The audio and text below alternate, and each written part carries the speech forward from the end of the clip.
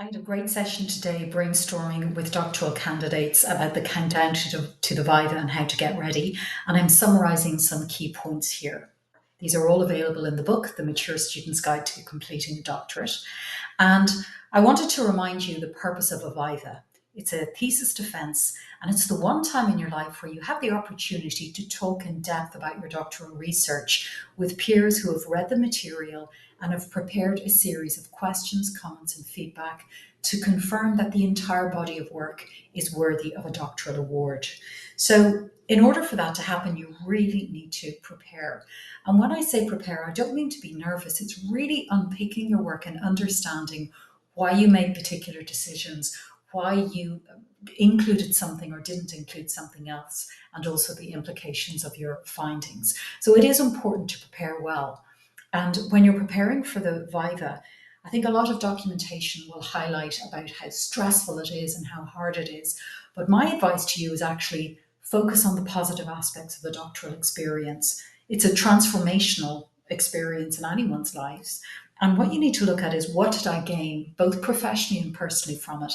How did I grow? How did I grow as an expert? How did I grow within myself? And what did I learn about myself? And also, how does the work or the research contribute to new knowledge? Where does it sit within the state of the art? And it's also an opportunity to showcase your expertise.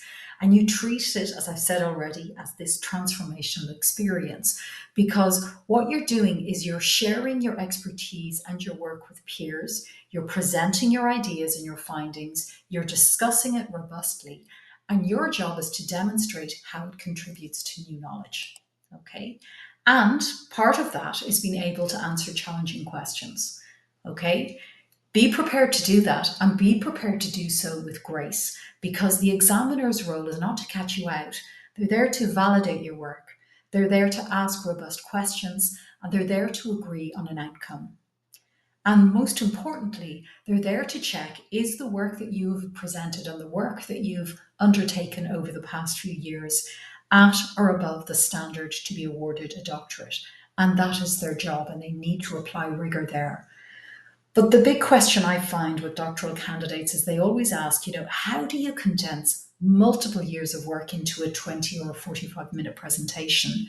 And I always say that you need to focus on the key points. Okay, what are the key things that you need to highlight to guide the examiners through the process, and also for you to fulfill the awarding criteria of the institution that you're in? And examiners check really that your work is your own original work. They check that you understand what you did. And they also check that the work itself and the expertise that you have gained as such is worthy of a PhD or a doctorate.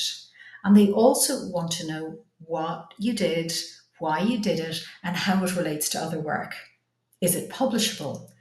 And did you actually achieve what you set out to do, or did you find out something different? And how did you handle that? Okay, and what are the implications of the findings? And when you're able to answer these questions and really step back and go, you know what, I did a really good job. And okay, maybe I need to address another area in more detail based on the feedback from the examiners. But you're able to talk on a peer-to-peer basis. And that is what the defense is about. So enjoy the process, but take time to prepare. So your doctoral journey doesn't end when you've submitted your publications or you've submitted your thesis. You need to prepare for this defense so that you can stand up proudly and go, I did a good job and I'm worthy of this award. So if you've any questions, please reach out to me. My name is Sinead Hewson, and I'm the author of The Mature Student's Guide to Completing a Doctorate. I'm the founder of Unconventional Innovators, and you're very welcome to join us in our monthly sessions, which we hold on the last Friday of the month. They're free. And next month, we're going to be focusing on handling setbacks and feedback in the doctoral process. So that's on May 30th.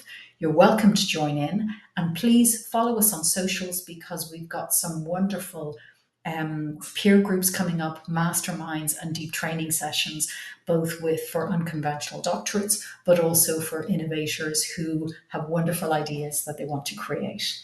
Thanks for listening, and have a very good day.